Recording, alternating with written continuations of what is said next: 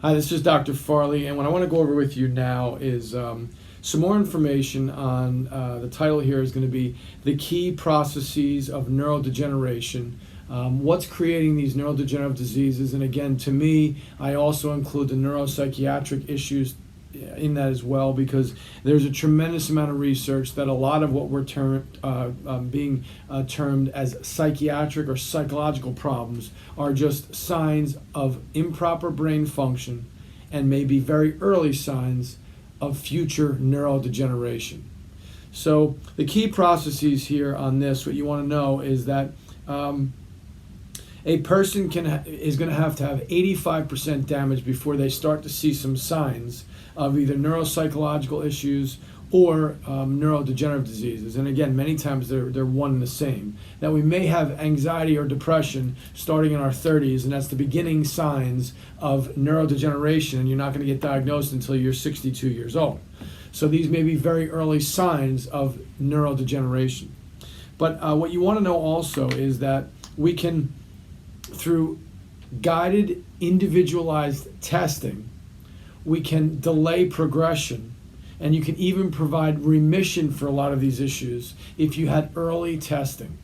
So what we're talking about now, and a lot of the testing that we do here between your expanded panel and your specialty panels really keys me in as to which areas we need to focus on. We lift up the hood and find all the root functional causes.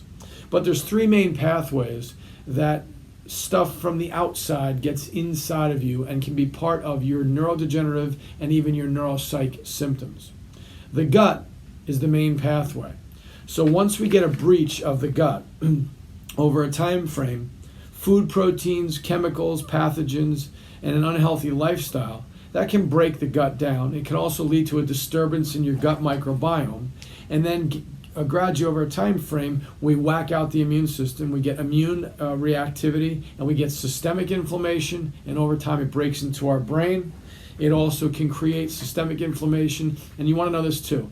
When we breach one barrier, when we get leaks in one barrier, we got 4 barriers: your gut, your lung, your skin, and your brain. When we get a leak in the gut, at the same time, we usually have leaks in the lung, leaks in the skin, and leaks in the brain, all happening at the same time. So that blood-brain barrier breach means things now in your blood get into your brain. And then, that can easily lead to depleted growth factors, sustained inflammation, neurotoxicity, buildup of abnormal proteins in the brain, again, neurodegeneration and neuropsych symptoms. The second area where things can get inside of us is through your oral nasal area.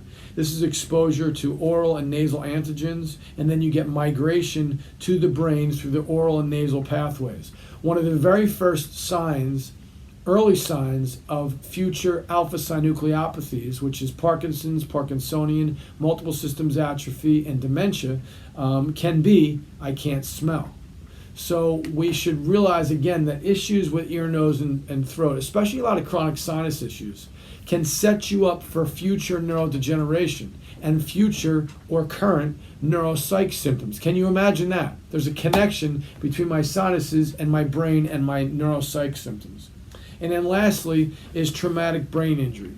This could be from sports, from car accidents, from physical and emotional stress, can all create traumatic brain injury. And then over a time frame, both the gut, the oral nasal, and the traumatic brain injury all can lead to the blood-brain barrier breach, which means now we have things from the body getting into the brain that can deplete your growth factors, which means you will not have normal cell turnover and regeneration. You're going to start to go through degeneration. You're going to have microglial cell activation. These are the white blood cells up in the brain, and once you turn them on, they're hard to turn off, and they just keep causing damage to the brain. You're going to get neurotoxicity. You're going to get buildup of proteins called amyloid beta, tau proteins, even alpha-synucleopathy. You're going to get a buildup of this stuff up in the brain, and then that can lead to, again, neurodegeneration and neuropsych symptoms. So again, I hope you find this interesting. I find it very interesting. It's almost astounding that we're not approaching these problems from a much more individualized scientific approach. That's what we provide here with our neurobiomedicine program. So thank you. Have a great day.